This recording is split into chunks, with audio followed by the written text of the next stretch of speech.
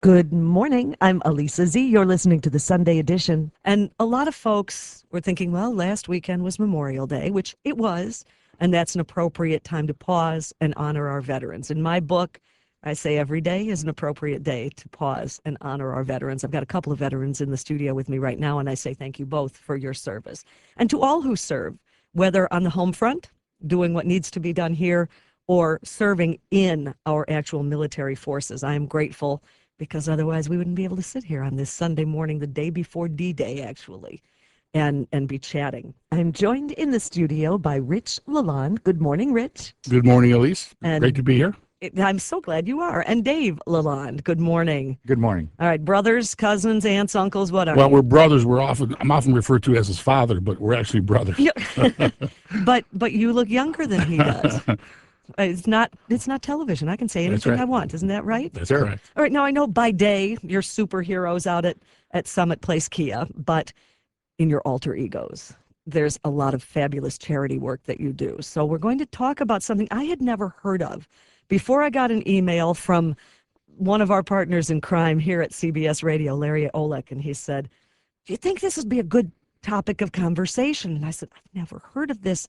Absolutely, we need to tell people. So, Dave, I understand you're the one who's going to guide the ship and fill us in on what the Veterans Treatment Court is. What I've never heard of it before now. Yeah, it's a very good question. In fact, if you go to Google and type in Veterans Treatment Court, CBS, you'll see there's been 2 specials done on the Sunday morning CBS, Okay. specifically related to that. But what the Veterans Treatment Court is when a veteran that's is convicted of a crime. It has to be a nonviolent crime. Okay. They have the option of going through what's called the Veterans Treatment Court. Now, it's also voluntary by the judge. So believe it or not, there are several judges that say, no, I don't want to do this. Okay. In Michigan, a handful of years ago, was 0 Veterans Treatment Courts. And now we lead the nation. There's about 23, 24 of them. For comparison, California has like about 15. Okay. So what happened? And just as a little backdrop in the information you sent to me, it points out that as a result of military service, a lot of our veterans find themselves in compromised situations, Absolutely. whether because of an injury they become addicted to narcotics. They develop or exacerbate, as you say, mental health disorders and sometimes resort to criminal behavior. These are not bad people. And worse yet, suicide. And absolutely, worse yet, suicide. These are behaviors that in many cases are a direct result of what they went through during their military service. So we need to support and guide, don't we? Yes, absolutely. So once they have the option of going through what's called the Veterans Treatment Court or just Okay. the regular court system. If they opt for the Veterans Treatment Court, instead of going in front of a probation officer, let's say every month, they actually go in front of the judge every single month. They get assigned a veteran mentor Okay. to be with them pretty much every step of the way. They look for any VA benefits that they might be missing. And as far as the fundraising, what we do is help them with the things that the court cannot, whether that's paying rent. Maybe they, have a low-income job and they can't afford to drive from point A to point B to do their drug testing. Things like that is what where our monies go to Okay. help them out. Is Veterans Treatment Court, is this a nonprofit arm of another organization? Is it a nonprofit organization? Where does it lie? It is nonprofit. Okay. Their main site is veteransforjust.org. Veterans for Just. Justice, I'm sorry. Veteransforjustice.org. Okay. Mhm. Veterans for Justice. Again, I think we need to pause and notice what our veterans have gone through, because there are some people out there shaking their heads going, yeah, somebody commits a crime, they got to do the time. Yes, I understand that on paper. However, when these men and women have chosen, we don't have a draft, ladies and gentlemen, these men and women have chosen to live a life to protect and serve our freedoms. And then through that circumstance, they find themselves in a rough way. It's our obligation, it's our responsibility, and should be our honor to take care of them, shouldn't it? It should. And there's a lot of people misunderstand, and they think that it might be less punishing on the vet by going through the Veterans Treatment Court, and it's absolutely not. They're held more accountable than they would be going through the normal court system. But the reason it works, it has a very high success rate, is because it emulates what they've been through in the service. There's a hierarchy. They have a buddy. their battle buddy, so to speak. Okay. Where in the normal court system, they're just going through it alone. They've done all this great things overseas and they're used to that. Then they come home and just get thrown back into the civilian population. Right. So Right. Where's the transition? The Exactly. guidance So it creates a transition. structure for them Okay. that they're kind of used to. But they're absolutely held to a much higher standard than they would be going through the normal court system. Now, Dave, you're a veteran. Where I and am. when did you serve? I served from 1998 to the end of middle of 1994. I've served in 5 different places, but it was part of the first Gulf War, Desert Storm. Okay. You saw some things. I was lucky. I did not. Okay. Mhm. Your buddies did, though. Absolutely. And you've seen how they come back changed. Yeah, and it's very unfortunate that sometimes the government prescribes opiates, so to speak, Mhm. to our soldiers to wake them up in the morning and be a different one. It's a shame. Somebody was in the studio a couple of weeks ago, and he talked about the number of narcotics prescribed globally. And he said 85% of narcotics are prescribed in the United States. Across the world, we prescribe 85%. Now we're dealing potentially with veterans coming home, and instead of going through different kinds of treatment, there are prescriptions to swallow a pill, take away the pain, but then that can lead to addiction when it comes to opiates. Then we're dealing with another layer and another Absolutely. layer and another layer. So how did you get involved with the Veterans Treatment Court specifically? Rich, you want to take that? Sure. As a corporate citizen, we decided about 6 years ago that we needed to get more involved in the community. So we met a judge in Waterford named Jody Debrecht. She was a district court judge in Waterford, and Jody approached us to get involved in the Veterans Treatment Court. And so at that point, we started to put together a committee. What kind of fundraising activities can we get involved in? Okay. And the best part about the treatment court is that they are very active in the fundraising with us. It's not just us raising money.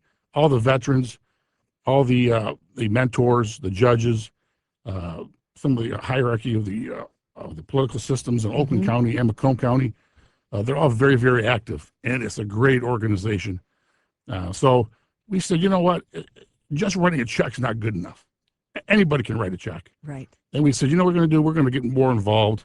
So we have 2 of our companies, which is Summit Place Kia and Auto Credit Express, about 250 employees who absolutely work year-round in different fundraising activities. There's barbecues. There's casual Wednesdays. They pay $5 to dress casually. So it's a year-round event that really brought our company really, really close together. Well, and it's a beautiful example of what is so important, and that is the partnership of public and private. And we have this organization in need of support. And then with your businesses, you say, all right, we're a part of this community.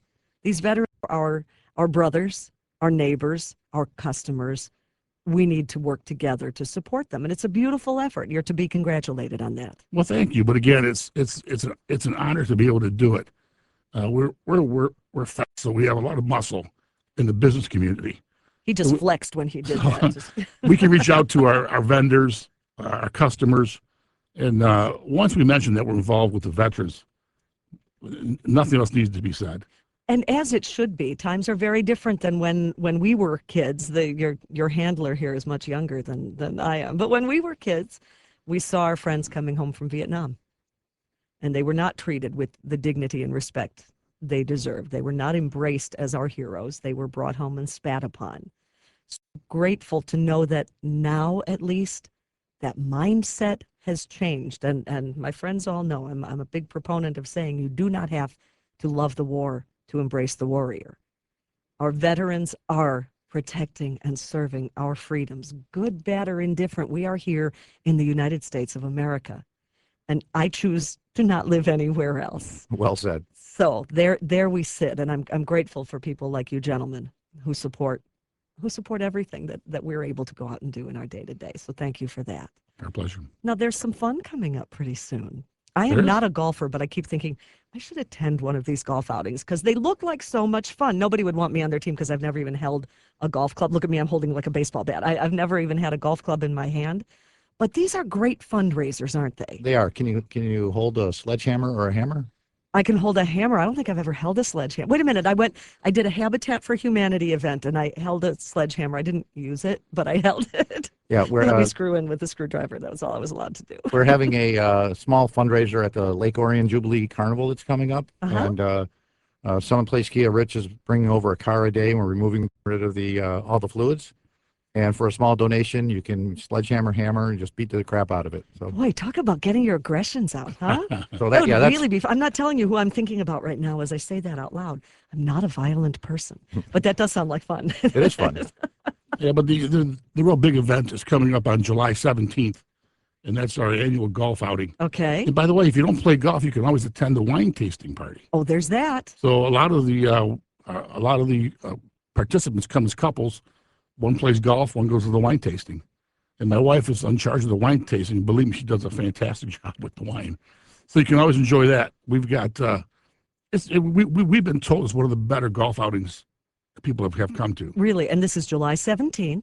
July 17th at Pine Knob. It's typically attended by L. Brooks Patterson comes, Mark Hackle from Macomb County comes. Sure. 210 golfers.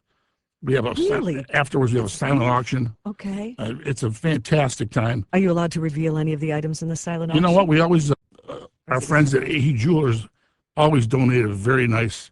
I think last year was a Rolex watch, I believe. Nice. My friends at Direction Jewelers donate 15 beautiful gifts, bracelets, earrings, necklaces. And that's held after the wine tasting, right? So That's- people can get a little bit mellow. that's the and they go, intent. Let them "Ooh, have a look couple what I'm drinks." bid on that. Get them liquored up and have them go to the silent auction. Yeah, and this year also we're going to have David Santia. He's a well-known speed painter. He'll be Yep. painting 3 pieces. Be so much fun. Yeah, right around 3 o'clock after the golf and prior to the dinner, and it takes him about 5 minutes or so to paint each painting, and they're unbelievable. That's going to be very, very cool. Now, is there a website people can go to get information, to buy Sure. tickets? How much are tickets? I presume at least a portion is tax deductible. It is the website is LalandeCharityOpen.com. And let's spell Lalonde. That is LALONDE and then CharityOpen.com. Beautiful. How much are tickets to the golf outing? The tickets are $135. We also have whole sponsors available for $225. You looked like you wanted to add something. Well, and we also have sponsorships. Most of them have already been sold out, but we do have a flag sponsorship for $500 Correct, for the pin, yes, sir. for the pin. And we have one open spot left for the golf carts or golf ball sponsorship. And I think that's Nope, actually, the Lending Tree just filled that up on your way here. oh, did they really? well, That's so awesome. there. Isn't that a beautiful thing? So all of our majors are sold out, but please, we need some golfers.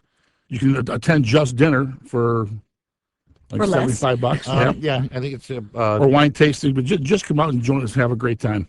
yeah, the dinner is 65 and the wine tasting is 45. And then while you were on the subject, since we mentioned one, just briefly, Kia Motors is a big sponsor this year. Our iHeartMedia, 97 won the ticket. Thank you so much.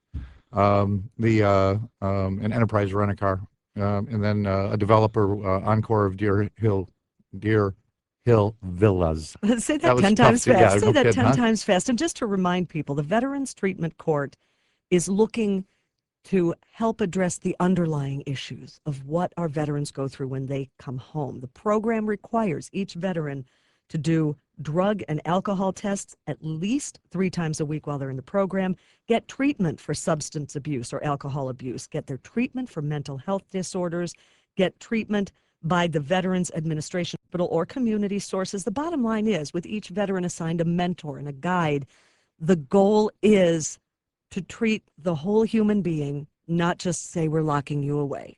And I think we owe it to those men and women. That's correct. I want to thank you both so very much for coming out this morning and for the work that you do on behalf of our veterans. And I have a feeling, Rich Lalonde, even if your brother Dave was not a veteran, you and your wife would be big supporters of our veterans. wouldn't you? Absolutely. And Dave, I thank you very much for your service. And thank you. Go to the website, everybody. Give the website one more time, please. It's LalandeCharityOpen.com. This is going to be a great event. Sunday, July 17th. We're putting in an order for great weather right now. Thank you for spending your morning with us. Once again, I'm Alisa Z. You're listening to the Sunday Edition.